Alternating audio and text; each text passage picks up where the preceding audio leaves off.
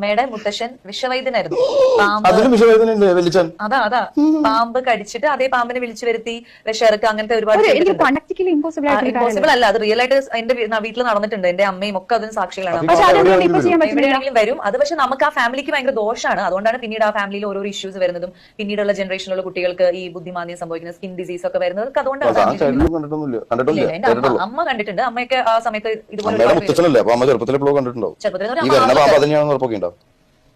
തിരിച്ചു വരുന്ന പാമ്പ് വേറെ വിഷമുള്ള വീണ്ടും ആയിക്കോട്ടെ, പക്ഷെ ആ വരുന്നുണ്ടല്ലോ, അത് വരുന്നു. ആ സെയിം ആളുടെ കടിച്ചടന്ന് അത് പാമ്പ് വിഷം ഇറക്കുന്നു. എന്നിട്ട് പാമ്പ് തിരിച്ചു പോകുന്നു. ആ സമയത്ത് നമ്മുടെ വീട്ടിൽ ബാക്കിൽ തൊഴുത്തൊക്കെ കത്തും എന്ന് പറയുന്നത്. തൊഴുത്ത് ഇങ്ങനെ കത്തും. അല്ല, എനിക്ക് മനസ്സിലാവാത്തത് സ്വാസികയുടെ അപ്പൂപ്പൻ എങ്ങനെയാണ് ഈ കേൾവി ശക്തി ഇല്ലാത്ത പാമ്പിനെ വിളിച്ചു വരുത്തുന്നതെന്നാണ്. കൈക്രിയകളും എല്ലാം കാണിച്ചായിരിക്കുമല്ലേ അങ്ങനെ കടിച്ച പാമ്പിനെ വിളിച്ചു വരുത്തി അത് വിഷം തിരിച്ചെടുത്തതിന് ശേഷം പോകുമ്പോൾ പശുവിന്റെ തൊഴുത്തൊക്കെ കത്തുമെന്നാണ് പറയുന്നത്. അപ്പോൾ നമ്മുടെ വീട്ടിൽ തൊഴുത്തില്ലെങ്കിൽ അടുത്ത വീട്ടിലെ തൊഴുത്ത് കത്തുമോ എന്നുള്ളതാണ് എൻ്റെ മറ്റൊരു സംശയം. എന്തായാലും